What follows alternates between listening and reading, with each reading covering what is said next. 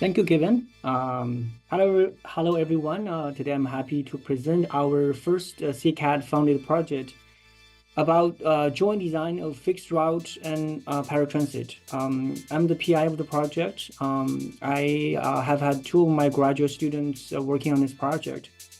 One is Hongyu Zheng, who has graduated over the summer and now is assistant professor at the University of Tennessee, Knoxville.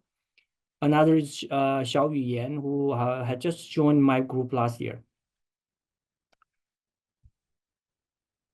Okay, so here's the outline of my presentation. I will first go over the research background. I will present our research questions, and I'll spend some time on the research approach. After that, I will describe our case study and then report the results. So, background. Well, paratransit provides shared ride, door-to-door, and transit feeder services to disabled individuals who have no adequate access to fixed route services. And this paratransit was mandated by Americans with Disabilities Act, or ADA, of 1990.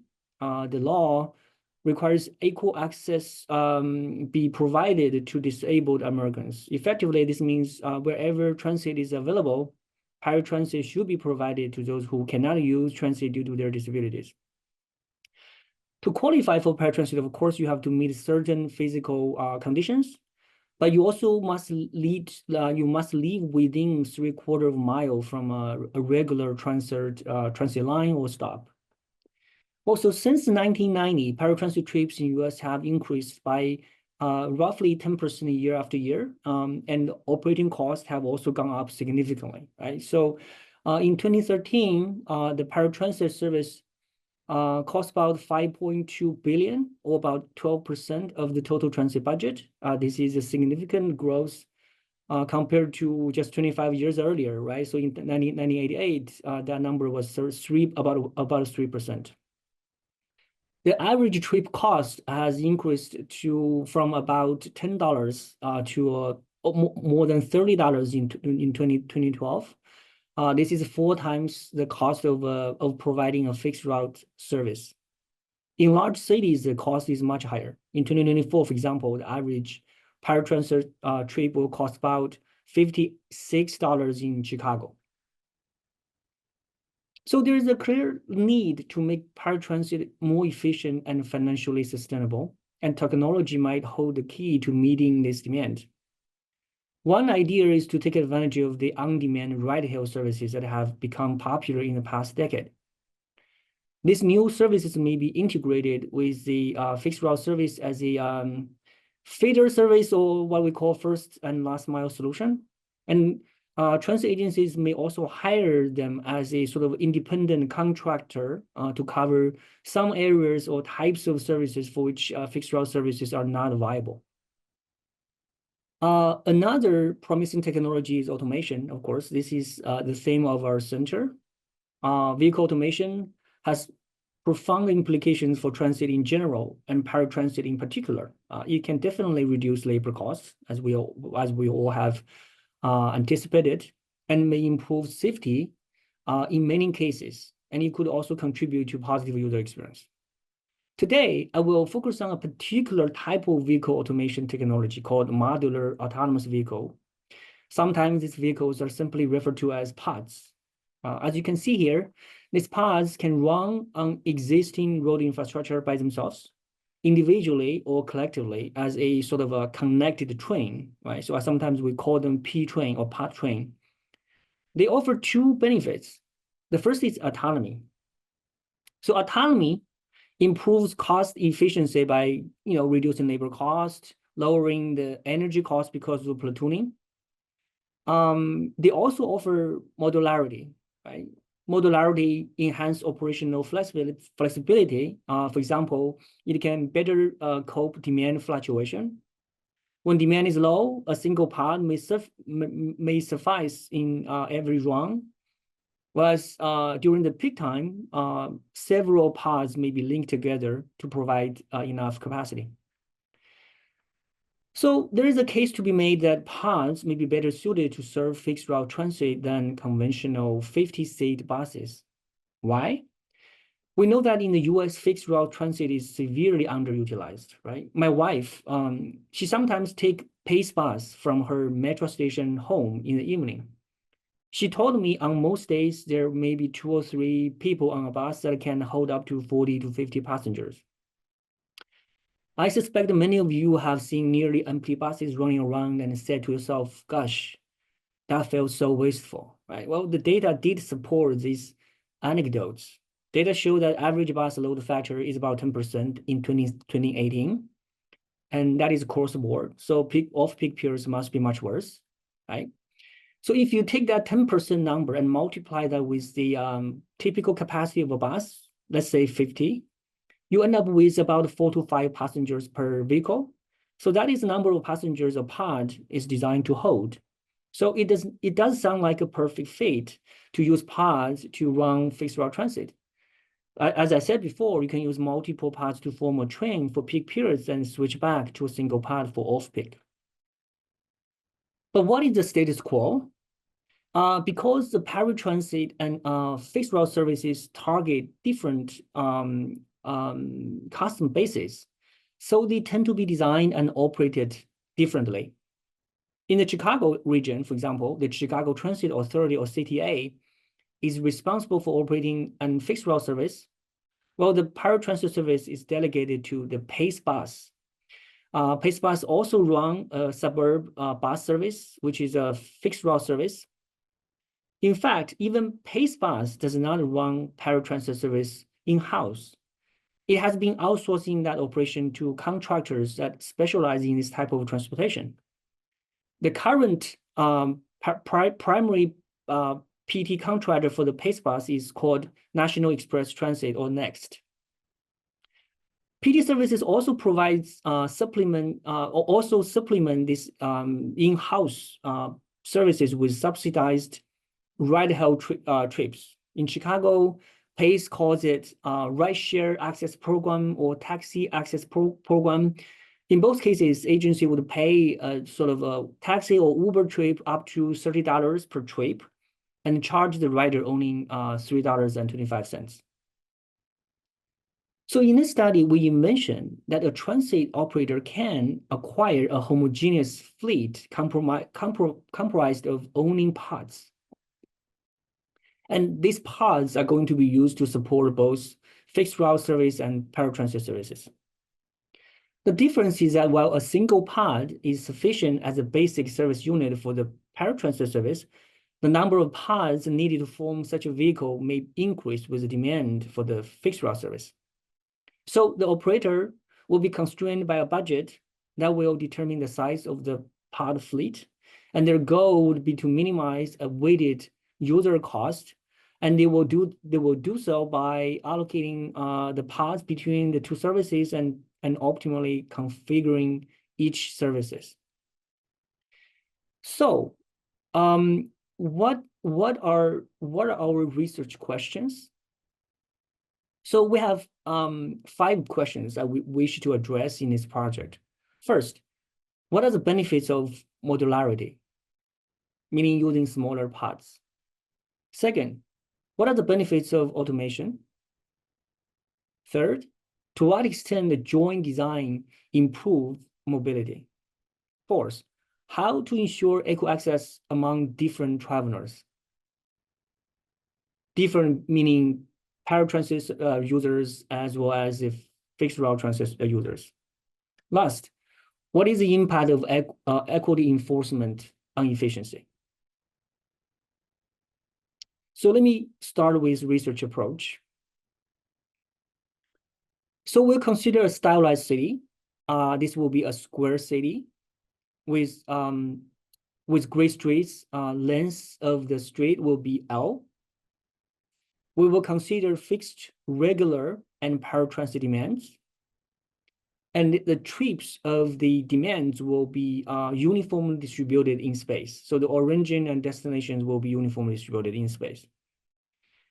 And travelers can either use fixed route service or paratransit, but not both. Okay, so there will be no crossover in terms of service. So traveler will not have a choice. So if you are a paratransit user, you're going to use paratransit. Okay, so that's obviously a restriction or limitation, which we can relax in the future. But in this study, we do not allow crossover in terms of the demand. So a fixed route to model a fixed route service, we consider two decision variables. The headway, we denote as H, and number of lines, number of transit lines, N.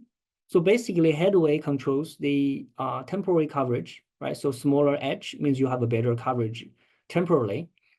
Number of lines refers to the space coverage, right? So if you have more lines, a greater N, you will have a better spatial coverage, right? So using H and N, we can estimate the maximum number of pods that we will need in each train in order to satisfy the demand, right? So during the headway, there are a certain number of passengers will show up at each stop, and you want to ensure that the train is going to be able to hold all of them. So nobody will have to wait the next bus, so to speak. We can also specify the total vehicle distance, total number of pods, and this will eventually translate it to agency cost. We consider three agency cost. There's a acquisition cost. This will be amortized to revenue hour, right? So this is part hour cost, and there will be hourly operating cost, what we call the train hour, right? So how many train hour, and this is related to labor, right? But labor is not just the driver's wage. It also consists of other things like administrative work, administrative burden, and those costs. Those costs are also part of the labor cost, okay? And we also have distance-based cost, train kilometers. Our train kilometers, the coefficient is CQ. CQ is a function of CD and S. Here, the S is the number of pods in train, right? So CD is the distance cost per pod, okay? And so we introduce a parameter gamma to reflect that if you platooning, if you do platooning, you will be able to reduce distance-based cost. That's coming from aerodynamic efficiency. Okay, so we capture that through the parameter gamma. So if we put all three costs together, we will have agency cost, the acquisition, the hourly cost, and the distance-based cost. On the user side, we have four costs. We have waiting time, right? That depends on headway. We have access time. That depends on how far away you. That basically depends on the N, right? So if you have a larger number of N, your access time will go down. And we also consider the in-vehicle travel time and transfer penalty, right? So those are, if you put them together, you have the user cost. For the paratransit, we consider paratransit is operated as an on-demand mobility service, right? We consider three types of operating modes, right? There's taxi, which does not allow ride sharing. So that means each vehicle's capacity for passenger is 1, CD is 1.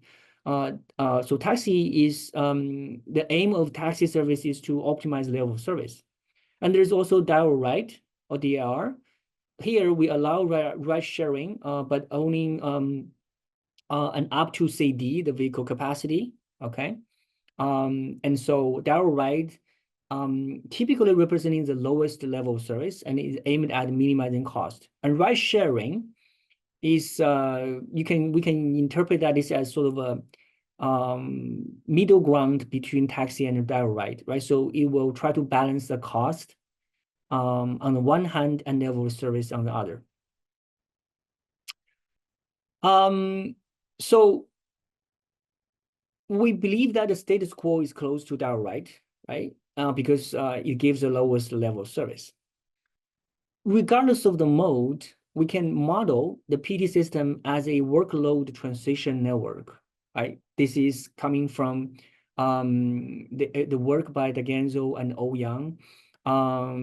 So in this transition workload transition network, we can capture features like pod assignment, pickup passengers, and dropping off passengers. In the network, the current condition of the system is represented by a state vector, n, that consists of the number of pods classified according to workloads. And the workloads is represented by a node in the network, right? A workload is described by two numbers, I and j. I represent the number of passengers on board of the vehicle. J represent the number of passengers scheduled for pickup. So I plus j should be less than or equals to the pod's capacity, okay? So we will eventually describe this. This is basically a queuing system. So the queuing system, we will capture the steady state of the queuing system. So we will have an equilibrium condition, which is stated by that the optimal condition here. I'm sorry, the equilibrium condition there. Well, so we can compute the fleet size by adding the pods and all different workload states, you know, so MD, the fleet size equals to summation of all Nij. And similarly, the total user travel time can be calculated based on Nij and Inj, okay? And we calculate the agency cost also consisting of three parts: the acquisition cost, the hourly operating cost, and distance-based operating cost. So that's how we're gonna account for the cost. Here's how we are going to model the three different modes: for taxi, for direct ride, for ride sharing. As you can see, we all use the same type of workload transition network, though their details are slightly different, right? So if you look at the taxi, there are only three nodes, right? So you go from 0, 0, which means you the vehicle is idle. You go down, you go to 0, 1, which means you're assigned a passenger, and then you go to the 1, 0. That's when you pick up passenger, and then you go to the left, going back to 0, 0. That means you're, you know, drop off the passenger. Direct ride is different, but direct ride you would always keep number of BD, number of passengers in the system. That's your that's sort of your that goes to your the capacity of your vehicle, right? So you always whenever you have one empty seat, you want to fill that empty seat by picking up another passenger. So this system, of course, maximize the utilization of the vehicle capacity, but it obviously will not give you a very good level of service because of the fact that many travelers will have to wait on the vehicle, right? So you're gonna have to travel with the vehicle while the vehicles are picking up other people. So it is very cost effective, but it's not very user friendly. The ride sharing on the right represent sort of a compromise, right? So you now here you can the transition probability will depends on it's not fixed, it's not hardwired, so you can decide, right? So you can decide on the operating mode. So that's the three different modes that we'll consider for the paratransit. Now let me give you the sort of the design model. So for the paratransit design, we will simply has an object function, which is the cost of the users, and their I represent a different operating mode. We have three different operating mode. We have TX for taxi, DAR for direct ride, and RS for ride sharing. And then we have constraints. We have like three set of constraints. We have budget constraint, which is the first one. We will also have to require, you know, there's a minimum fleet size requirements because this is a queuing system. You know, if you don't have enough fleet, you cannot have a feasible solution. Okay, so you need a lower bound. And last constraint is a workload balance constraint, which is coming from that workload diagram. For the fixed route design, object function is the same. The decision variable is n and h. We also have budget constraint. We have constraint on our n and h. Finally, we also limit the number of pods that can be included in a train, right? Because you obviously you don't want to have 1,000 pods in a train because that's obviously not realistic. So you have to have some kind of upper bound on the number of pods in a train. Now, here's a joint design, right? So the joint design we have to perform a joint design for each mode, right? So that's where you see the eyes. So we will have to solve the joint design model for each eye and find out which eye actually give us the best solution. Okay. And in terms of the constraint, we will have budget constraint, which is the first one. We have the constraint that comes from the paratransit operation, and we have constraint from the fixed route transit fixed route operation. So only thing that bound the two service together is really the budget constraint, the first one, right? So essentially what we're saying here is now the two services have to share a budget. And so the optimization model will decide how to allocate that budget between the two services to minimize the user cost. That's what it is. Okay, so let me go to now the case study. Okay, so our case study is for Chicago, since we're in Chicago. I'm not sure everybody here is familiar with Chicago situation. So Chicago the overarching agency in Chicago for transit is Regional Transit Authority, or RTA. Under the umbrella of RTA, there are three agencies, independent, more or less independent. We have Metra for commuter rail service. We have CTA for mass transit, bus plus rail. We have PACE, as I mentioned before. This is suburb bus service and paratransit. So we will focus on CTA and PACE. Basically, we get our data on fixed route service from CTA. We got our paratransit data from PACE. So we take the CTA service area, which is about 800 square kilometers as our study area. Our model assumes a square area. Okay, so this means we're gonna assume the length of the route is about 28 kilometers. The demand is generated homogeneously across the square area using the data that is provided by the agency. We focus only on the paratransit rides that occurs within the service area, right? Because remember, PACE covers a very large area, much larger than what you see here, right? This area is just CTA service area, but we don't consider the paratransit rides outside of this area, okay? So that's about 3/4 of the paratransit demands that we covered within this area. So obviously most of the paratransit rides actually take place within the city boundary. Anyway, so we take the data from 2019. So what we did was we look at the operating budget, look at the operating expense. We take the annual expense, we divide it by number of days in a year, and we multiply that with peak hour factor to get a peak hour operating expense for each service, fixed route and paratransit.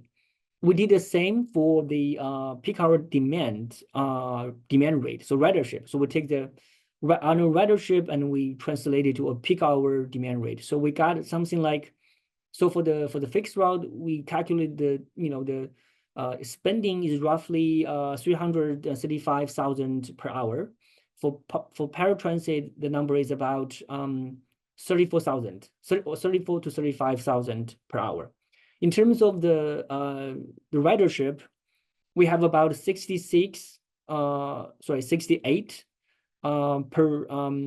hour per square kilometers for fair transit. For paratransit, is less than 1 ride per hour per square kilometers. So what we did was we tried to calibrate our cost coefficients, the parameters like the acquisition cost and hourly operating cost and distance operating cost to match the budget, right? Of the three costs, we believe that acquisition cost is relatively easy to estimate, right? So we assume that if you have a 50 seat bus, the 1 hour acquisition cost is about $12. If you have a 6-seat van, the cost is about $1.2 per hour. That's our acquisition. We estimate the distance based cost is about $1.5 for CTA bus. This is coming from the literature. For the smaller vehicle, six-seat vehicle is about 40 cents per kilometers. So so that's that. But what this leaves us is the sort of the labor cost, right? So labor cost is kind of wild. It's hard to estimate the labor cost. So what we eventually come up with is we estimate the bus driver's wage. We estimate that at about 40. That's the average wage plus some benefits. So $40 per hour. And then we estimate, okay, what are the other costs that wasn't counted for, right? So and how do we actually get the total budget correctly?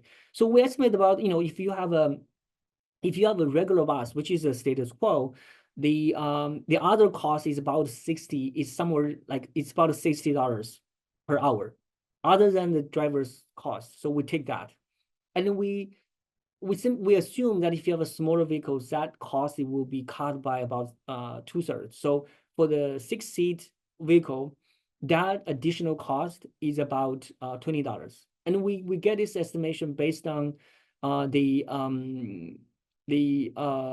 paratransit services, paratransit budget. So we use the numbers and we match the paratransit budget. So those numbers are, match the budget closely. So let me show you here. So I'm going to skip this one because those parameters, I think we have talked about those parameters. So here's the sort of the status quo for fixed route service. The first line is what we have in reality. The second line is what we calibrate, right? So you can see we roughly match the first line. We have the same N and H. That's how we set up our model. We have roughly the same agency cost. And if we optimize, right? So if we try to optimize the FR service individually, we can see, you can slightly improve the user cost, but very, very minor, right? So in other words, I think this what this tells us is that, there's very little room for improvement in terms of the fixed route transit service alone, even if you can do the optimization. So that's for the FR. For the PT side, the first line here is the status quo. We assume it's a direct ride service, okay? And so the agency cost is about 34,000. The second line is we try to optimize the DAR services, and you can see that our model matches the first line, the second line, and the first line matches relatively well. Again, optimized version is slightly better, okay, but it's very close. It's very close. We show that if you can run a dial ride service with a vehicle capacity of 2 instead of 3, you can significantly improve level of service. However, you will have to spend more money, right? So you can see the budget will have to go up by about 5,000 per hour, okay? So that's sort of how we calibrate the model, right? So our model is calibrated, the parameters are calibrated to match the status quo, especially the budget. Well, so in terms of results, I think I have about 20 minutes or so. So I'm going to talk about the results. So I divide the results into 4 sets. We're going to talk about modularity first, and then we'll go to automation. And then I'll talk about joint optimization. Finally, I'll end with equity. So let's begin with modularity. So we first look at how the size of the pods will impact the fixed route design. As you can see here, so when the capacity, as the seat capacity decrease from 50, which is the last row here, to 6, which is the first row, you can see the total user cost decreases, okay? Which means the service becomes better. And you also see that the number of pods in each train becomes smaller. When you have 50-seat bus, you can only have 1 pod per train. But when you have 6, you have 3 pods in a train, okay? Of course, this also accompanied with a tremendous increase in number of pods, right? When you are using 50-seat bus, you have only about 2,300 buses. When you use six-seat vehicle, you have over about 13,000 vehicles, right? We can also see the transit coverage improves as pass size decreases, right? In terms of N and H, you can see as pass size decreases, N increases, which means the space coverage is getting better, and headway decreases, which means temporal coverage is getting better. Okay. This one look at the impact of budget and part size on fixed route service, particularly on the three measures: average user travel time, number of paths in each train, and total fleet size. Okay, so this is a sort of here we allow the budget to vary, right? So we look at what about if you reduce budget to below the current budget level? What about if you increase beyond the current budget level? And you can see clearly, more budget will lead to better level service, as you would expect. And you would also reduce the number of P trains, right? So if you gave the agency more money, they will tend to run the trains at a shorter length. Okay. But interestingly, the fleet size is not really significantly affected by the budget. So if you give them more money, they will not really try to acquire more pods, but rather they will run them at a shorter length. Therefore, they can afford a shorter headway, as we will say soon. So generally, smaller pods lead to improved level of service, increase the number of pods per train, and increase the pod fleet size. And this plot confirms that more budget and smaller pod size will provide better coverage overall in terms of both space and time, right? You can see headway drops as budget increases, and you see the number of lines goes up, except for one exception, which is for CR equals to 6. That's an exception that we think that has something to do with the integer solutions, but we still need time to figure that out. That looks like an outlier. But anyway, so that's a general message, right? So clearly modularity helps a lot, okay? Now let me switch to automation, okay? So here we look at the impact of automation on fixed route service, owning fixed route service. So let's look at the user time, right? So on the left, we show how user travel time varies with budget and part size with the current cost structure, right? This plot we have seen before. On the right side, we show the same plot, but with a reduced cost structure due to automation, right? I just want to remind you that this does not mean, automation does not mean we are getting rid of all labor cost, okay? Roughly speaking, for the 50-seat vehicle, about half of the labor, maybe I would say 40% of the labor cost is gone, okay? For the 6-seat vehicle, the percentage is close to about I would say 70%, okay? So the benefit of autonomy is greater for smaller vehicles, okay?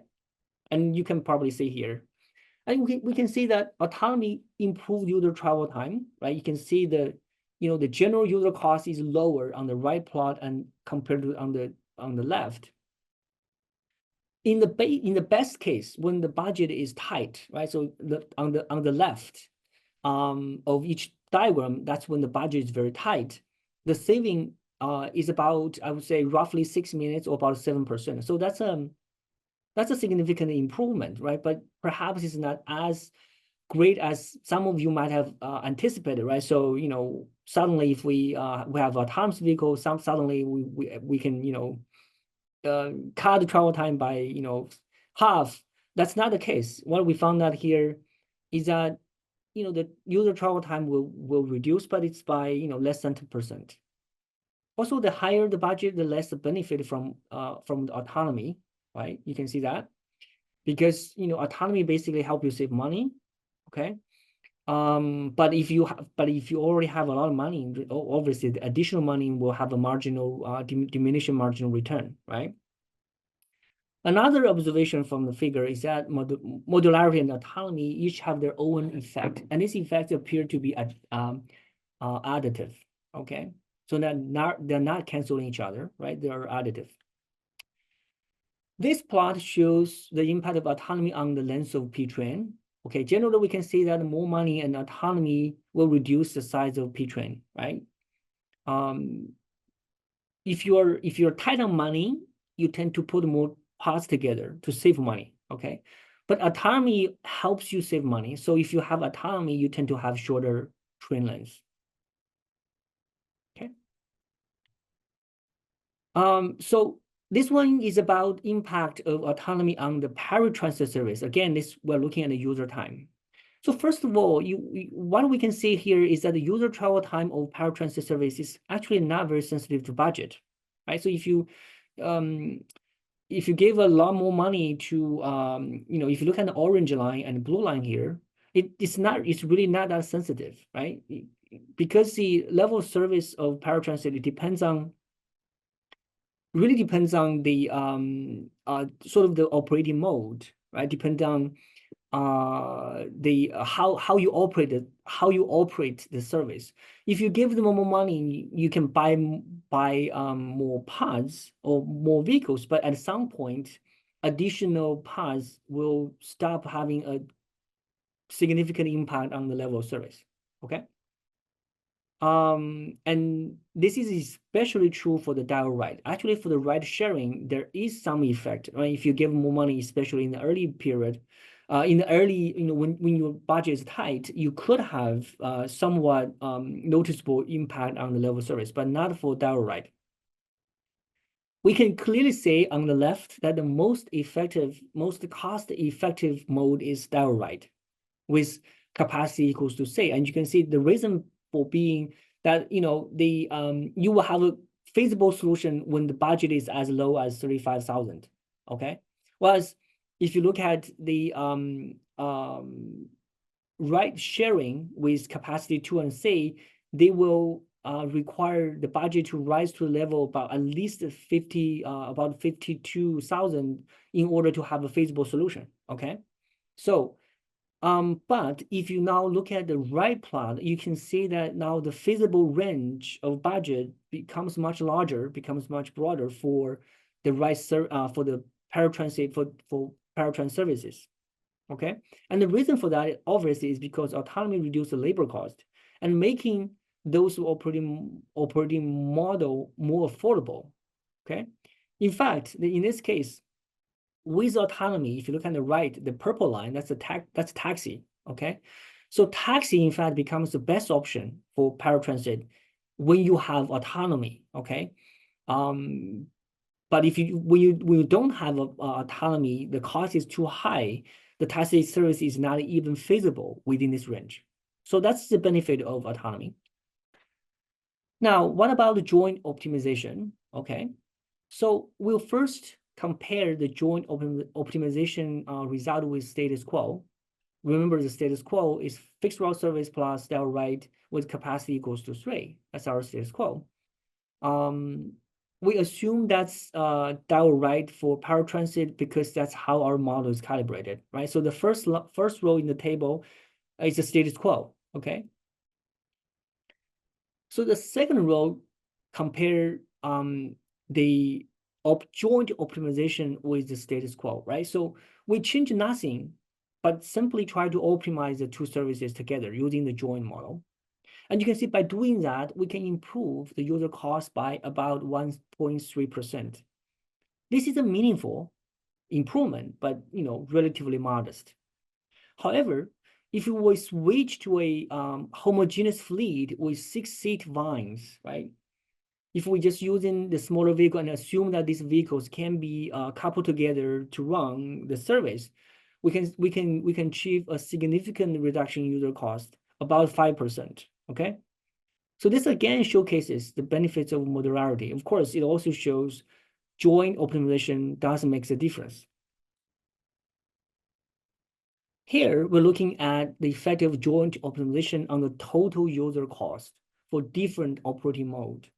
We can see that under a limit budget, which is to the left of the figure, the DAR actually deliver the best user cost, right? So if you don't have, oh, I forgot to mention that here we are still looking at 50-seat bus for fixed route service, but 6-seat line for the paratransit. So this is basically the status quo. But so we're looking at different modes, right? So for different modes, we can see that when you have tight budget, you will go with DAR, right? The dial right, that delivers the best total user cost. But when the budget is abundant, if you have a lot of money, you know, if your goal is to optimize user cost, you will go for taxi, right? Taxi, the red bar is the lowest, meaning the taxi delivers the lowest user cost corresponding to the level of budget that you have there.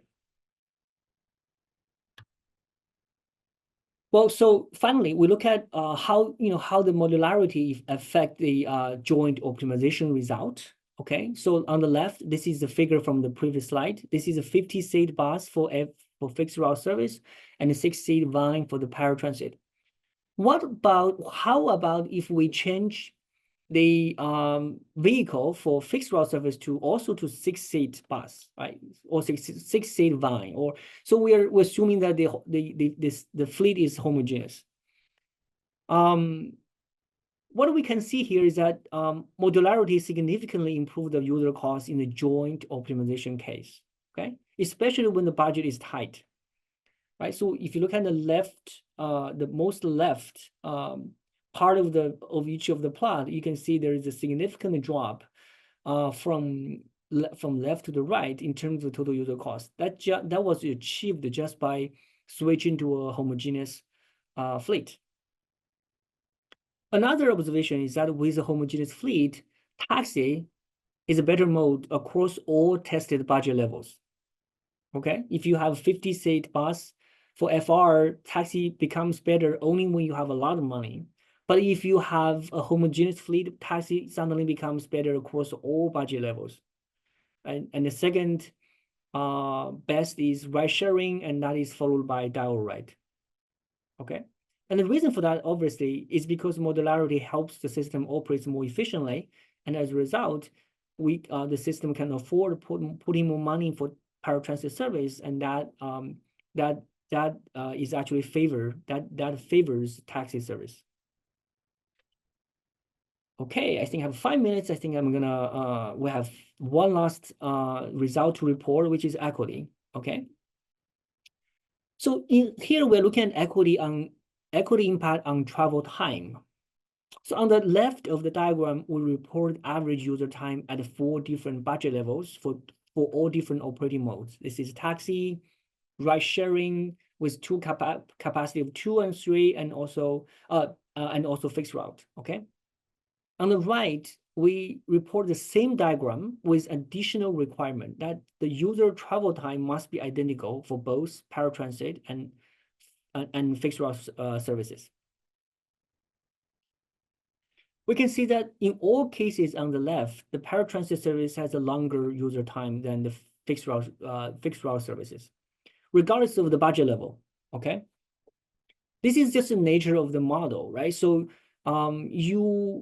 if you have budget limitation, you always better off after a certain point, you always better off to put the money in the fixed route service, because you would have a much higher return for your investment in the fixed route service, because there are simply more people there.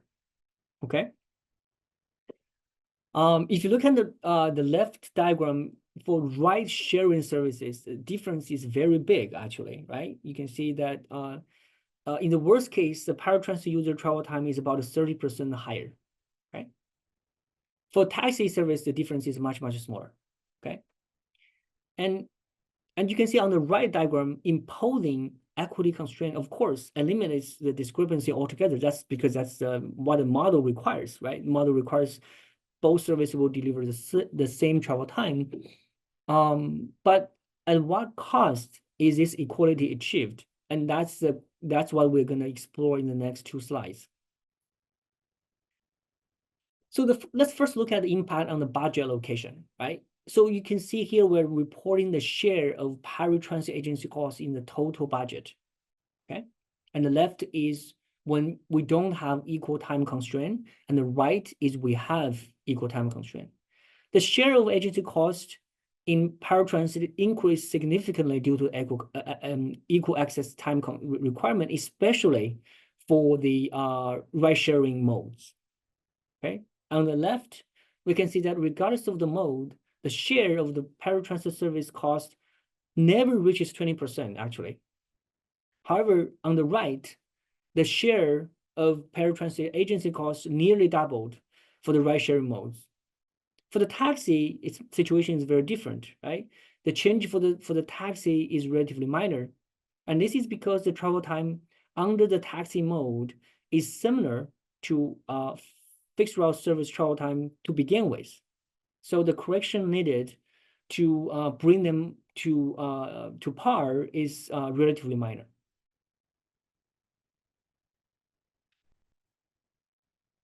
Finally, let's have a close look at how much impact the equity constraint has on the total user cost. And we can see here there's clearly a price to pay for equity constraints, right? In all cases, imposing equity constraint increase the total user cost. Much of that comes at the cost of the fixed route transit users, right? And the effect is much larger for the operating mode that is less user friendly, especially in our case, this is the ride sharing services. For taxi, there's a minor change, very minor change in terms of the total user cost. But for the other two modes, the discrepancy is much more is much higher. Okay. All right. So let me summarize the main findings that we have from our project. First of all, we confirm that joint optimization with the current fleet can improve the current level of service, but only marginally, right? So we saw about 1% of improvement in terms of user cost if we don't change the fleet.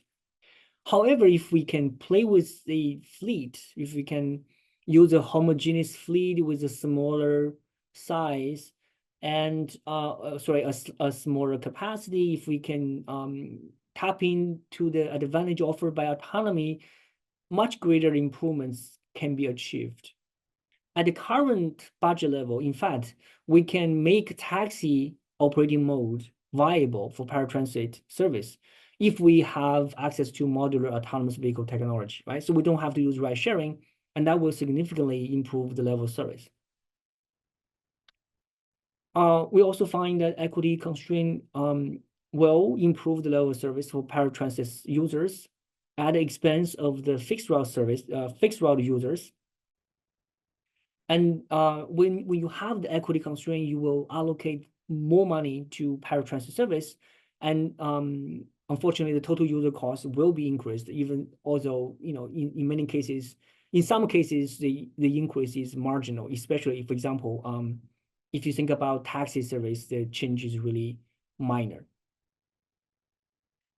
What are the next steps? So our team are looking at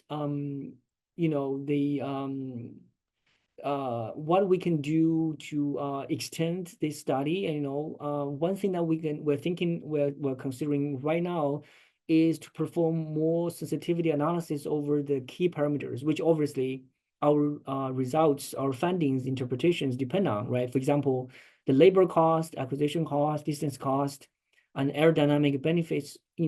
Our findings will be will be sensitive to those parameters. There's no question with that. The question is how sensitive the results will be, right? So how robust the results will be to the relative magnitude of those costs. We also would like to add more behavioral contents into that behavioral content specific to paratransit. For example, our current model assumes that it's just a ride sharing, right? Just like a Uber, right? So you're just doing the on-demand services, but that's really not what is happening in the real world. In the real world, often to use paratransit, you have to do reservation, and there's a scheduling component to it. And of course, paratransit, a significant feature of paratransit is that pickup and drop-off time will be much longer, right? In our case, we have an element that addresses the pickup and drop-off time, but we don't really have any behavioral underpinning. So we don't really know what are those times. We're just guessing. Okay, that of course we can fix by doing a survey or something, or getting the data perhaps from the agencies. Last but not least, we can also consider multi-period optimization, right? So the reason we need to consider multi-period optimization is that we believe that many of the paratransit demands are flexible in terms of time. So we may convince or try to persuade, let's say, persuade the paratransit users to use the service more in the off-peak periods and the peak periods, right? So that would help us all, sort of offload the burden during the peak hour, so we can mobilize more resources to serve the paratransit demand in the off-peak period. So, but that can only be done if you have a multi-period optimization model that will look at the trade-offs cross periods. So with that, thank you for your attention. I think I'm going to open the floor for questions. I just want to mention that a paper that summarizes the results from this project has been completed over the summer. We have submitted the paper to TRB annual meeting for presentation, and that paper has been accepted. So we are going to present this result at TRB in January, about 2 months from now. And I believe it will be a poster session. Thank you. Well, thank you so much, Professor. I really appreciate you taking the time to do this for us today. So, yeah, let's open things up to some questions.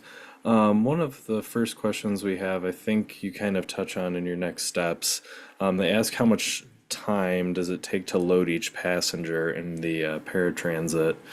Is that something that was considered when you were doing the work, or is that Yes, we okay? did have. I didn't mention. Let me go back. Let me go back to one of the slides. I skipped that one. So it's the pickup time is 10 minutes right now. We set up as 10 minutes. Drop off time is 5 minutes. 5 minutes. Okay.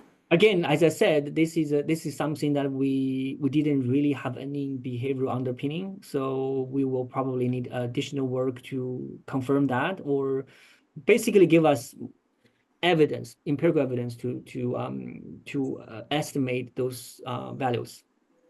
Sure. All right. Thank you.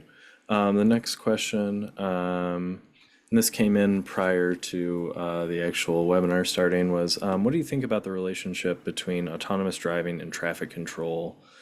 Should they be realized in decentralized or coordinated ways? I know this isn't directly related to the project, but that might be something you could address. Okay, so the question is about whether or not we can integrate autonomous driving with control. So I guess the implication would be perhaps we can get rid of the traffic lights. Yes, I have done some work on that. I'm personally, I'm not in favor of getting rid of traffic control lights. I don't. We have done work. I think if you want safety, if you want enough safety in your system, having a traffic control, having a sort of getting rid of the traffic lights would not help you, right? You would still, what we found is if you optimize trajectory, but you incorporate significant safety buffer between vehicles, eventually, guess what? The optimization model will deliver the same results as traffic control. It will group vehicles together and it will allow them to take just the faces will, like the traffic faces will naturally emerge from optimization, right? So I don't think it will help you that much, right? If you allow vehicles go very closer to each other, okay, very tightly, the vehicle are like their time interval, the headways are very small.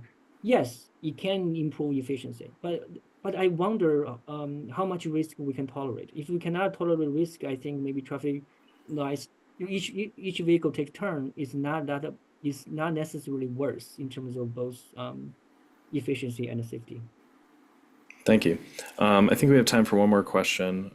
So this one just came in. Professor Nee, thank you for your wonderful presentation today. I'm wondering, Can this modeling framework capture arrangements of PT pods to FR?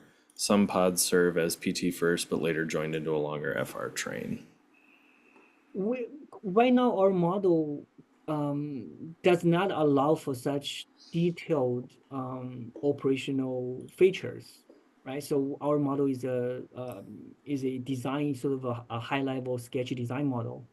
In order to capture that type of arrangement, first of all, we need to have um, a, a finer time resolution.